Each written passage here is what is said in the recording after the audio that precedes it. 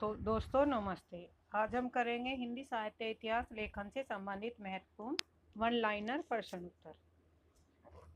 Start करते हैं। हिंदी साहित्य इतिहास लेखन की 4 पद्धतियां हैं। नंबर 1 वर्णानुक्रम पद्धति। किसने अपनाई है? गारसदा तासी और शिव सिंह सैगर ने। कालानुक्रम पद्धति ग्रियर्सन और मिश्र बंधु ने। वैज्ञानिक पद्धति गणपति चंद्र गुप्त ने। विधेयवादी पद्धति के प्रवर्तक हैं रामचंद्र शुक्ल जी। कालानुक्रम पद्धति में लिखा जाने वाला प्रथम इतिहास ग्रंथ the modern vernacular literature of Hindustan है। विधेयवादी पद्धति के जनक है हिप्पोलाइट तेन। तेन का विचार है कि साहित्य का विकास 3 तत्वों जाति, वातावरण, क्षण, युग विशेष की ऐतिहासिक परिस्थितियों के वशीभूत होता है। आचार्य रामचंद्र शुक्ल हिंदी के प्रथम विधेयवादी साहित्य इतिहासकार माने जाते हैं।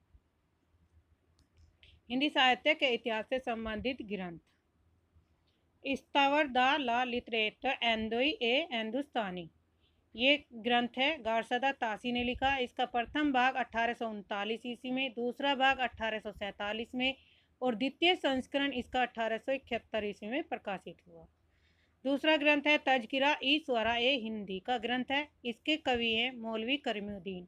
इसका समय काल है 1848 ईस्वी में। शिव सिंह सरोज लेखक है।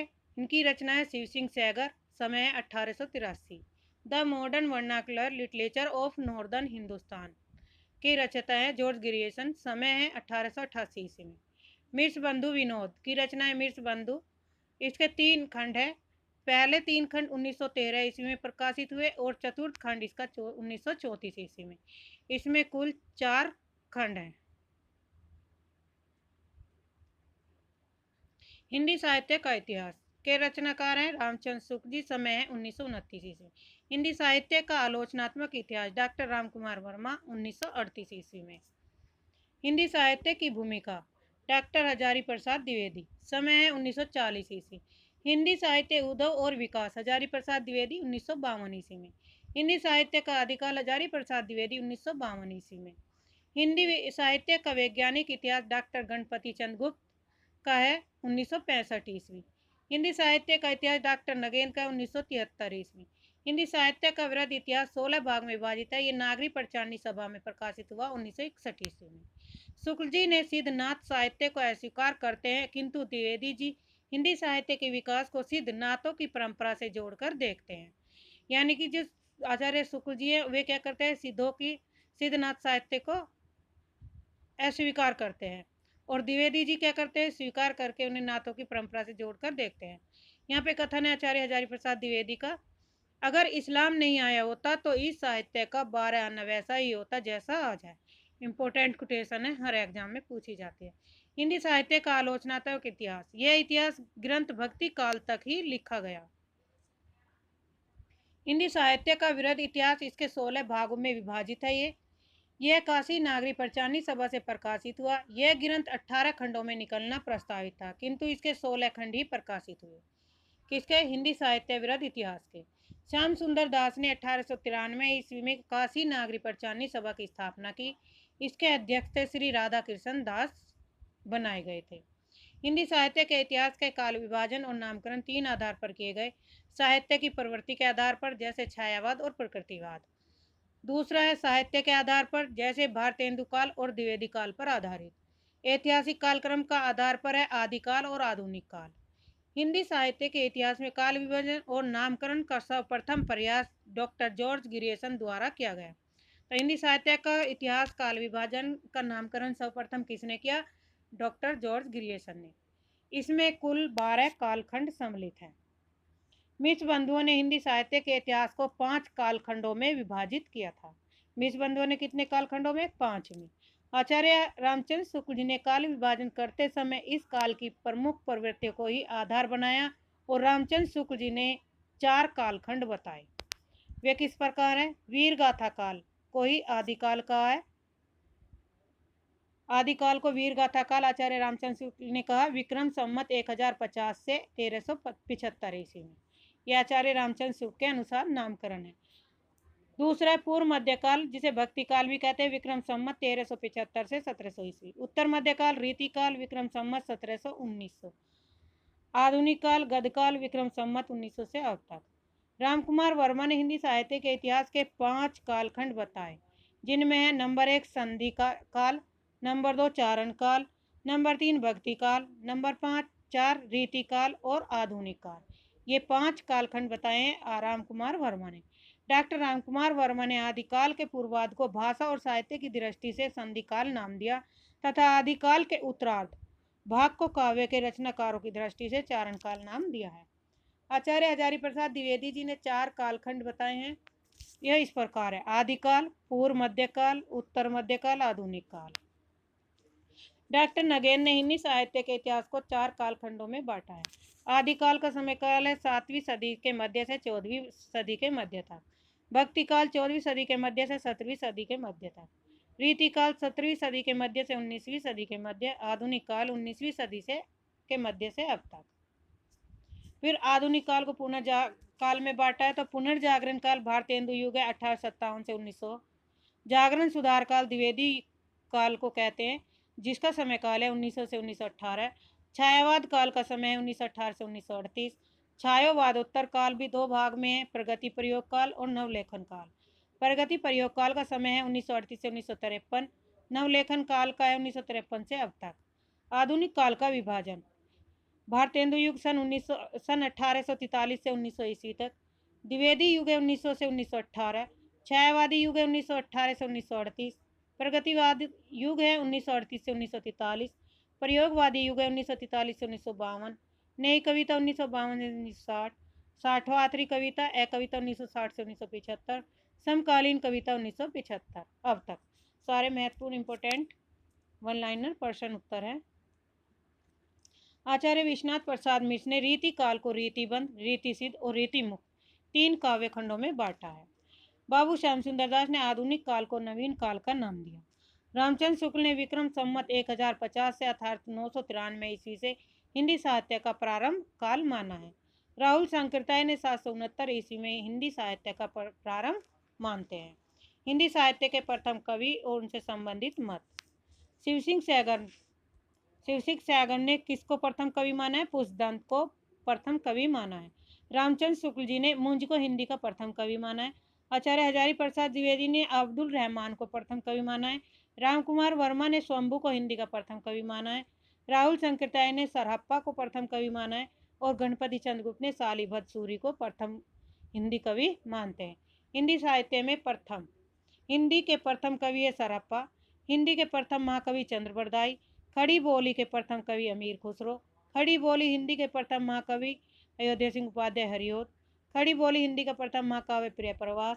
हिंदी का प्रथम महाकाव्य पृथ्वीराज रासो। नाथ संप्रदाय के प्रवर्तक कौन है? मतेश्वरनाथ और गोरखनाथ। आचार्य हजारी प्रसाद द्विवेदी ने लिखा है, यह परिभाषा है, शंकराचार्य के बाद इतना प्रभावशाली और इतना महिमान्वित भारतवर्ष में दूसरा नहीं है। भारतवर्ष के कोने कोने में उनके अनुयायी आज भी पाए जाते हैं। भक्ति आंदोलन के पूर्व सबसे शक्तिशाली धार्मिक आंदोलन गोरखनाथ का भक्ति मार्गी था। गोरखनाथ अपने युग के सच्चे बड़े नेता हैं। गोरखनाथ अपने युग के सबसे बड़े नेता हैं। भगवान शिव के उपासक नाथों के द्वारा जो साहित्य रचा गया वही नाथ साहित्य कहलाता है। भगवान शिव के उपासक नाथों के द्वारा जो साहित्य रचा गया उसे ही नाथ साहित्य कहलाता है। राहुल सांकृत्याय जी ने नाथ पंथ को सिद्धों की परंपरा का ही विकसित रूप माना है। डॉक्टर रामकुमार वर्मा ने नाथ पंथ का चरमोत्कर्ष काल 12वीं शताब्दी से 14वीं सदी के अंत तक माना है। नाथ पंथ का ही विकसित रूप भक्ति काल के संबंध के रूप में देखने को मिलता है। मिर्ज बंधुओं ने गोरखनाथ को हिंदी का प्रथम गद्य लेखक माना है। गोरखनाथ के गुरु का नाम क्या है? मतेश्वरनाथ। आदिनाथ को परवर्ती संतों ने शिव माना है। चरपटनाथ का पूर्ण नाम चरकानंद था। चौरंगीनाथ गोरखनाथ के शिष्य थे और ये पूर्ण भगत नाम से प्रसिद्ध हुए। नाथ संप्रदाय में जालंधर को बालनाथ कहा जाता है। नागार्जुन, गोरखनाथ, चरपट और जालंधर ये 4 नाम है जो नाथ और सिद्ध दोनों में गिना जाता है। यानी कि ये 4 जो नाथ हैं इन्हें नाथों में भी और सिद्धों में दोनों में गिना जाता है। इनकी ट्रक है जागो नाच। नाथों में रसायनी नागार्जुन को माना जाता है। नाथों में रसायनी किसे माना जाता है? नागार्जुन को। नाथ पंथ के जोगियों को कनफटा भी कहा जाता है। नाथ पंथियों की भाषा सदुकड़ी भाषा थी, जिसका ढांचा कुछ खड़ी बोली लिए हुए राजस्थानी थी। गोरखनाथ ने अपनी रचनाओं में गुरु महिमा, इंद्रिय निग्रह, प्राण साधना, वैराग्य, मन साधना, कुंडलिनी, जागरण, शून्य समाधि आदि का वर्णन किया है। मतेश्वर नाथ का वास्तविक नाम विष्णु शर्मा माना जाता है। इनकी लिखी संस्कृत रचनाएं काल ज्ञान निर्णय का संपादन प्रबोध चंद्र बागची ने किया था। आचार्य हजारी प्रसाद द्विवेदी के अनुसार नाथ पंथ नाथ संप्रदाय के सिद्ध मत, सिद्ध मार्ग, सिद्ध योग मार्ग, योग संप्रदाय, अवधूत मत, अवधूत संप्रदाय नाम भी प्रसिद्ध है। ये कबीर पुस्तक से लिए गए हैं कथन है। आचार्य सूत्र के अनुसार कबीर गोरखनाथ के नाथ पंथ का मूल भी बौद्धों की ही यही वर्जियान शाखा है, जो 84 सिद्धों में गोरखनाथ गोरख शपाब में भी गिने गए हैं। पर यह स्पष्ट है कि उन्होंने अपना मार्ग अलग कर लिया है। हजारी प्रसाद द्विवेदी शंकराचार्य के बाद इतना प्रभावशाली और इतना महिमान्वित व्यक्ति भारतवर्ष में दूसरा नहीं है, जो भारतवर्ष के कोने कोने उनके अनुयायी आज भी पाए जाते हैं। भक्ति आंदोलन के पूर्व सबसे शक्तिशाली धार्मिक आंदोलन गोरखनाथ का भक्ति मार्ग ही था।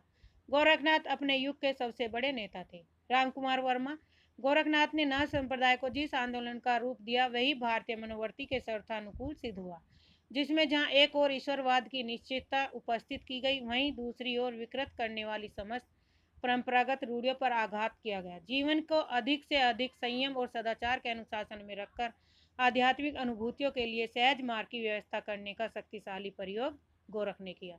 नाथ साहित्य के रचनाकार। नाथ साहित्य की अधिकांश रचनाएं गुरु गोरखनाथ द्वारा रची हुई मानी जाती है।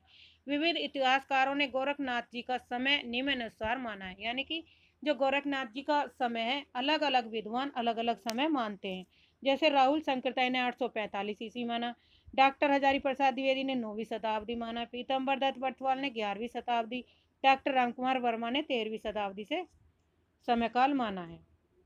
नवीनतम खोजों के अनुसार गोरखनाथ जी का सर्वमान्य काल रचना काल जो है 13वीं शताब्दी का प्रारंभिक काल निर्धारित किया गया है। नाथों की कुल संख्या 9 मानी जाती है, जिनमें नागार्जुन, जड़ भरत, हरिश्चंद्र, सत्यनाथ, भीमनाथ, गोरखनाथ, चरपटनाथ, जलंधरनाथ और मलयार्जुन। डॉक्टर रामकुमार वर्मा के अनुसार नाथ पंथ के अंतर्गत 9 नाथ प्रसिद्ध हुए माने जाते हैं, जिनका सही क्रम निम्नानुसार है। पहले आदिनाथ, जिन्हें भगवान शिव का अवतार माना जाता है। दूसरे मत्स्यनाथ, तीसरे गोरखनाथ, चौथे चरपटनाथ, पांचवे घायनीनाथ, छठे ज्वेलांद्रनाथ, चौरंगीनाथ, सातवां आठवां भृतहरिनाथ और 9वें हैं गोपीचंद नाथ। नाथ साहित्य की विशेषताएं। प्रमुख विशेषता, इस साहित्य में नारी की निंदा का शाब्दिक उल्लेख प्राप्त मिलता है। नाथ पंथियों की भाषा पंजाबी, राजस्थानी और खड़ी बोली के मिश्रण से निर्मित सदुकड़ी है। इसमें ज्ञान निष्ठा को पर्याप्त महत्व प्रदान किया गया है। इसमें मनोविकारों की निंदा की गई है। इसमें सिद्ध साहित्य के भोग विलास की भर्त्सना की गई है। इस साहित्य में गुरु को विशेष महत्व प्रदान किया गया है। इस साहित्य में हठ योग का उपदेश प्राप्त होता है। नाथ साहित्य में शून्य साधना और सहज समाधि पर जोर दिया गया है। नाथ पंथियों ने पुस्तक ज्ञान और वेद शास्त्र के अध्ययन को व्यर्थ ठहराया, साथ ही वर्णाश्रम व्यवस्था का विरोध किया। नाथ पंथ ने दार्शनिक सैद्धांतिक रूप से शैव मत से ग्रहण की, परंतु व्यावहारिक रूप से ये हठयोग के समीप थे। नाथ पंथियों ने एकेश्वरवाद को अधिक महत्व दी है। गोरखनाथ ने षट चरकों वाला योग मार्ग हिंदी साहित्य में चलाया। संत काव्य पर नाथ संप्रदाय का व्यापक प्रभाव पड़ा। हठ योग। गोरखनाथ के सिद्धांत पद्धति ग्रंथ के अनुसार हठ शब्द में प्रयुक्त है का अर्थ है सूर्य तथा ठय का अर्थ है चंद्रमा से ग्रहण किया गया है।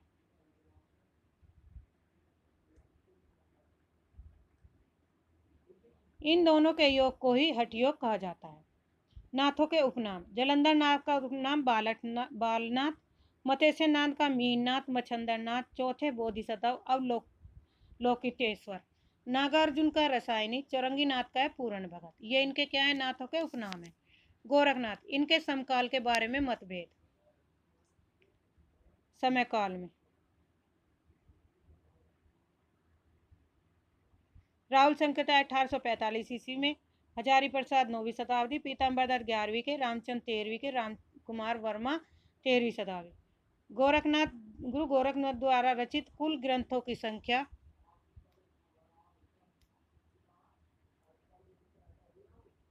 कुल ग्रंथों की संख्या 40 मानी है, परंतु डॉक्टर पीताम्बर दत्त बड़तवाल ने उनके द्वारा रचित ग्रंथों की संख्या कितनी है? 14 है, जो इस प्रकार है। ये रचनाएं दी गई हैं। शब्दी है प्रांसांकली, नरवेबोध, आत्मबोध, सप्तवार, रोमावली, ज्ञान चौतीसा। पद शिष्य दर्शन, अभय मात्रा जोग, 15 तिथि, मछिंद्र गोरखबोध, ज्ञान तिलक, पंचमात्रा। इंपोर्टेंट रचनाएं गोरख गणेश गोष्ठी रचना है, अन्य रचनाएं भी हैं और इनकी। दूसरी है दत्त गोरख संवाद, तीसरे महादेव गोरख संवाद, चौथे गोरखनाथ की 17 कला, गोरखनाथ की बानी, छठी है योगेश्वरी साखी, सातवें गोरखसार, आठवें ज्ञान अमृत योग, नौवें योग चिंतावनी, 10वें योग बीज, 11वें आत्मबोध और 12वें महिंद गोरखबोध। गोरखनाथ जी द्वारा निम्न संस्कृत ग्रंथों की रचना की गई है। गोरखनाथ जी द्वारा संस्कृत ग्रंथों की रचना यह है, जो संस्कृत में लिखी गई रचना है गोरखनाथ की। सिद्ध सिद्धांत पद्धति, शक्ति संगम तंत्र, वैराट पुराण, विवेक मार्तंड, निरंजन पुराण, योग सिद्धांत पद्धति।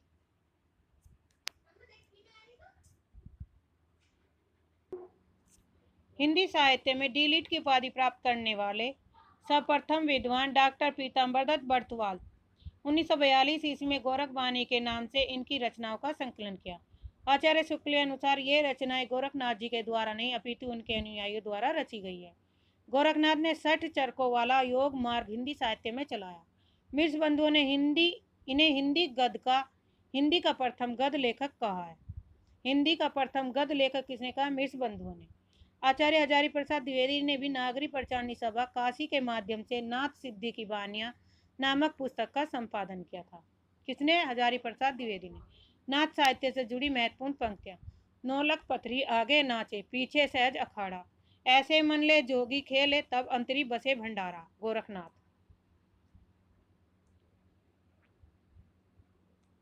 अवधू रहिया हाटे बाटे रूप विरस की छाया, तजीबा काम क्रोध लोभ मोह संसार की माया, गोरखनाथ।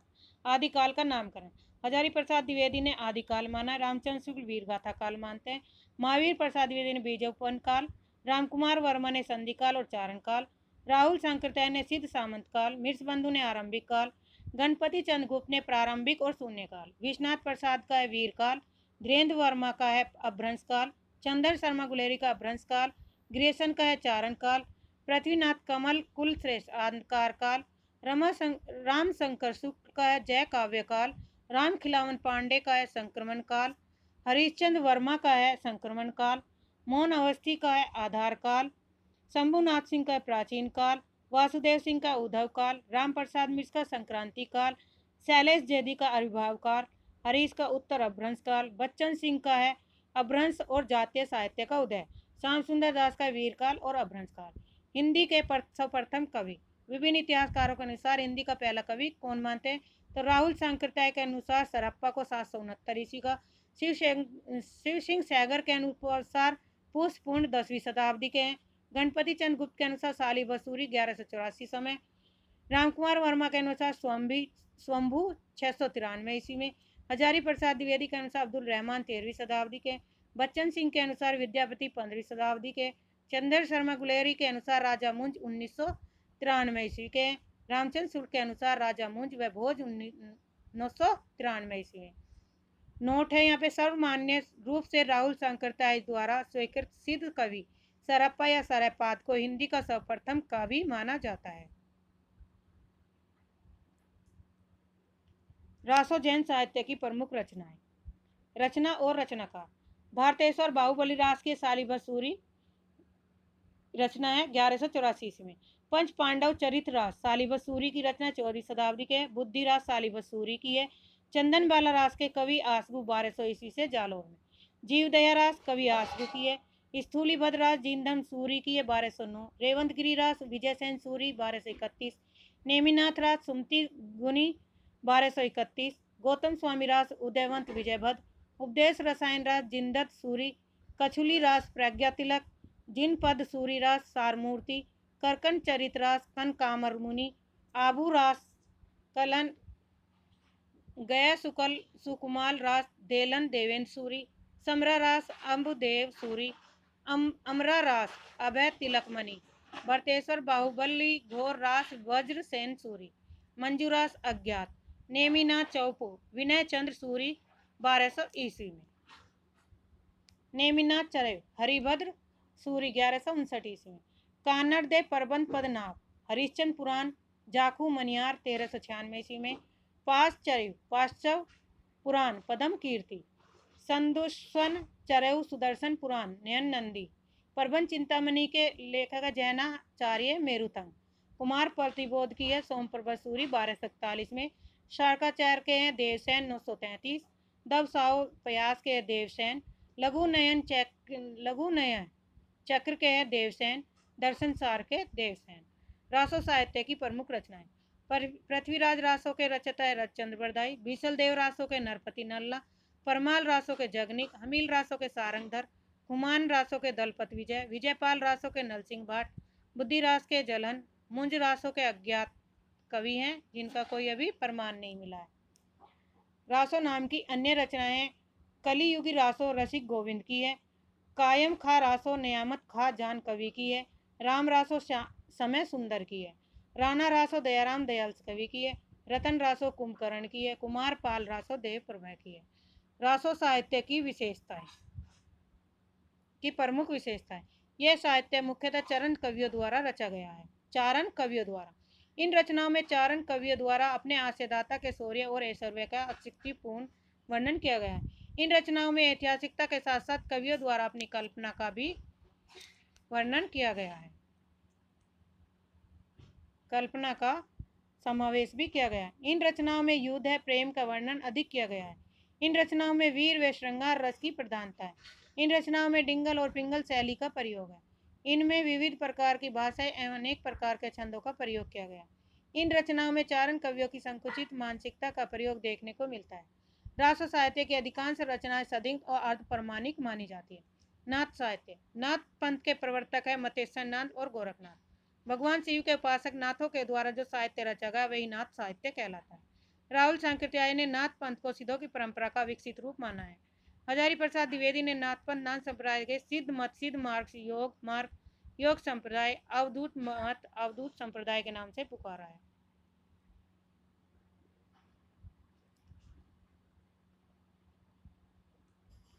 विविध इतिहासकारों ने गोरखनाथ का समय काल निम्नानुसार, राहुल सांकृत्याय ने 845 ईस्वी, हजारी प्रसाद ने 9वीं शताब्दी, पीताम्बर दत्त वर्धमान 11वीं शताब्दी, 13वीं शताब्दी, रामचंद्र शुक्ल ने 13वीं शताब्दी, और सब मान्य जो तिथि है वो 13वीं शताब्दी का प्रारंभिक काल निर्धारित माना जाता है। नाथों के नाम ये करा दिया, दोबारा रिपीट हो गए क्वेश्चन। नाथों की विशेषताएं, इस साहित्य में सारी नारी निंदा का शाब्दिक उल्लेख प्राप्त है। इसमें ज्ञान निष्ठा को प्राप्त महत्व दिया गया है। इसमें मनोविकारों की निंदा की गई। इसमें सिद्ध साहित्य को भोग विलास की भर्त्सना की गई है। इस साहित्य में गुरु को विशेष महत्व दिया गया है। इस साहित्य में हठ योग का उपदेश होता है, प्राप्त होता है। इसका रूखापन और गृहस्थ प्रति के अनादर का अभाव इस साहित्य की सबसे बड़ी कमजोरी है। मन, प्राण, शुक्र, वाक, कुंडलिनी, इन पांचों के संयमन के तरीकों को राजयोग, हठ योग, वर्ज्यान, जाप योग या कुंडली योग भी कहा जाता है। हठ योग गोरखनाथ के सिद्ध सिद्धांत पद्धति ग्रंथ के अनुसार हठ शब्द में प्रयुक्त है का अर्थ सूर्य और ठय का अर्थ चंद्रमा ग्रहण किया गया है। ये दोनों योग का ही हठ योग कहते हैं। गोरखनाथ की रचनाएं, ये दोबारा से रिपीट हो गया यहाँ पे।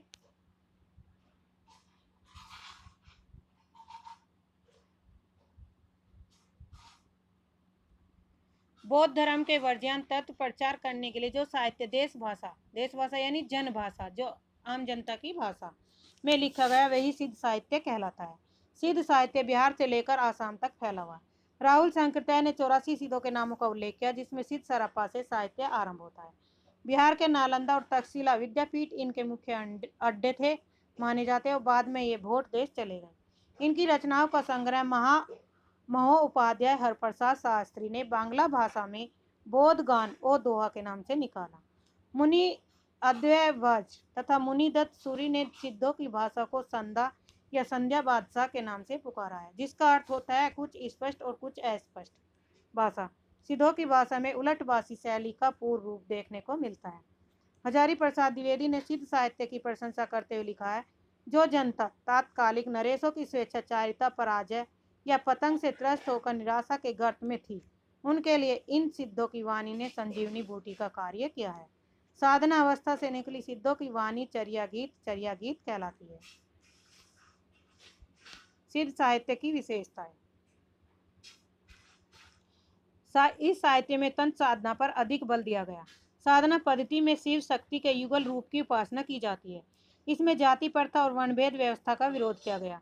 इस साहित्य में ब्राह्मण धर्म और वैदिक धर्म का खंडन किया गया। सिद्धों में पंच मकार की दुष्प्रवृत्ति देखने को मिलती है। मांस, मछली, मदिरा, मुद्रा, मैथुन आदि।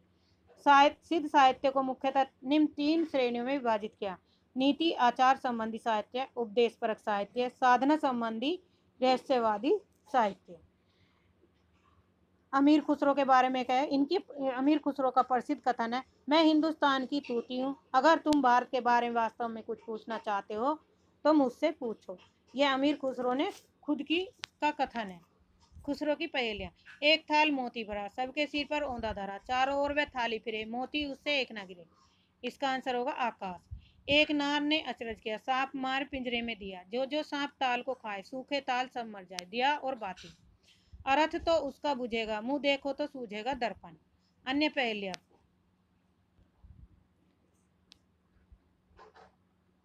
तरवर से एक तिरिया उतरी, उसने बहुत रिझाया, बाप का उससे नाम जो पूछा, आधा नाम बताया, आधा नाम पिता पर प्यारा, बूझ पहेली मोरी। अमीर खुसरो यूं कहे कहे अपना नाम न बोली। आंसर होगा निबोली।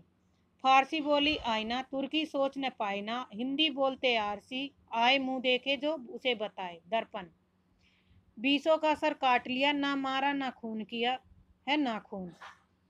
एक परख है सुंदर मूरत, जो देखे वो उसकी सूरत। फिक्र पहेली पाई न भोजन, लागा आईना उत्तर है आईना। घूम घुमेला लहंगा पहने, एक पांव से रहे खड़ी, आठ हाथ है उस नारी के, सूरत उसकी लगे परी, सब कोई उसकी चाह करे, मुसलमान हिंदू छतरी। खुसरो ने यही कही पहेली, दिन में अपने सोच जरी। छतरी, छतरी जो बारिश में छतरी का यूज किया जाता है। आदि काटे सबको प्यारे, मध्य कटे से सबको मारे, अंत कटे सबको मीठा, खुसरो वाको आंखों दीठा। काजल। एक नार ने अजरज किया, सांप मार मिजरे में दिया, जो जो सांप ताल को खाए। ये हो गया देवाती। खड़ा भी लोटा पड़ा भी लोटा, खड़ा भी लोटा पड़ा भी लोटा, है बैठा और कहे लोटा, खुसरो कहे समझ का टोटा। यह है लोटा। खेत में उपजे सब कोई खाए, घर में होवे घर खा जाए। फूट। बूझ पहेली। यह वो पहेलियां हैं जिनका उत्तर प्रत्यक्ष अप्रत्यक्ष रूप में पहेली में दिया होता है, यानी जो पहेलियां पहले से ही बूझी गई हों। गोल मटोल और छोटा मोटा, हरदम वह जो तो जमीन पर लोटा, खुसरो कहे नहीं है झूठा, जो न बूझे अकिल का खोटा। लोटा। श्याम बरन और दांत अनेक, लचकत जैसे नारी, दोनों हाथ से खुसरो खींचे और कहे तू आरी। यह है आरी। हाड़ की देई उज रंग लिपटा, रहे नारी के संग, चोरी की ना खून किया, वाह का सर क्यों काट लिया ना खून। एक नार तरवर से उतरी, सर पर वाह के पाओ, ऐसी नार कुनार को मैं ना देखन जाओ मैं ना। सावन भादो बहुत चलत है, माघ पूस में छोरी, अमीर खुसरो यू कहे तू पूज पहेली मोरी। मोरी यानी नाली। लौकिक पद साहित्य से संबंधित रचनाएं। ढोला मारूरा दुआ, यह रचना सर्वप्रथम 1473 ईस्वी में कलोल कवि द्वारा रची गई थी। बाद में जैन कवि कुशल लाभ के द्वारा 1561 ईस्वी में रची गई। इसकी भाषा शैली डिंगल है। विद्यापति। विद्यापति की रचना पदावली, जिसका समय है 1380 ईस्वी में। कीर्ति लता 1403 ईस्वी में और कीर्ति पताका का भी समय काल है 1403। इनकी पदावली रचना मैथिली भाषा में कीर्ति लता एवं कीर्ति पताका में अवध भाषा का प्रयोग किया गया है। मैथिली भाषा में सरस काव्य रचना करने के कारण इनको मैथिली कोकिल भी कहा जाता है। इनको अभिनव जयदेव भी कहा जाता है। किसे? विद्यापति को। इनको नवकवि शेखर भी कहा जाता है। ये तिरहुत के राजा शिव सिंह दरबारी कवि है। ये शैव मतानुयायी माने जाते हैं। कीर्ति लता पुस्तक में तिरहुत के राजा कीर्ति सिंह की वीरता, उदारता, गुण ग्राहकता आदि का वर्णन है। कीर्ति लता रचना में जौनपुर राज्य का रोचक वर्णन दिया गया है। कीर्ति पताका पुस्तक में राजा शिव सिंह की वीरता, उदारता और गुण ग्राहकता का वर्णन है। हिंदी में कीर्तन को काव्य का विषय बनाने का श्रेय विद्यापति को दिया जाता है। हजारी प्रसाद द्विवेदी ने हिंदी कीर्ति लता रचना को भ्रंग भ्रंगी संवाद कहा। रामचंद्र शुक्ल ने विद्यापति को शुद्ध श्रृंगारी कवि माना है। जयचंद प्रकाश भट्ट केदार, जयचंद प्रकाश के रचनाकार कौन है? भट्ट केदार। जयमयंक जस चंद्रिका के कवि है, मधुकर कवि, समय 1186 ईस्वी। बसंत विलास ये इसके अज्ञात कवि है, इनके कवि का क्या है? पर्याप्त समय नहीं है। यह रचना सर्वप्रथम 1952 ईस्वी में हाजी मोहम्मद स्मारक ग्रंथ में प्रकाशित हुई थी। श्री केशवलाल हर्षदराय ध्रुव इसके प्रथम संपादक। रनमल छंद इसके लेखक श्रीधर व्यास 1445 ईस्वी में। राहुल वेल अरोड़ा कवि एक शिलांकित चंपू काव्य जो कदपद मिश्रित है। आदिकालीन अभ्रंश साहित्य। स्वंभू की रचनाएं हैं पौमचर्य, ऋटनेमी चरवह, स्वंभू छंद और पंचमी चरवह। इनके स्थिति काल 8वीं शताब्दी 783 ईस्वी के निर्धारित किया है। पौमचर्य रचना में भगवान राम के चरित्र का वर्णन किया गया है और इस रचना को डॉक्टर भियानी ने अभ्रंश की रामायण कथा एवं स्वंभू को अभ्रंश का वाल्मीकि कहा जाता है। ऋटनेमी चरयु ने रचना में कृष्ण के चरित्र का वर्णन किया गया है। ऋटनेमी रचना में किसका वर्णन किया गया? कृष्ण चरित्र का। पौमचर्य में अभ्रंश की प्रथम कड़वकबंद रचना 7 चौपाई प्लस 1 दोहा है। पौमचर्य में 12,000 श्लोक और इनमें 5 कांड, 90 संध्या, 83 संध्या स्वंभू के द्वारा तथा 7 संध्या उसके पुत्र त्रिभुवन द्वारा रचित मानी जाती है। आज के लिए इतना ही। धन्यवाद। चैनल को सब्सक्राइब करिए, लाइक करिए, शेयर करिए।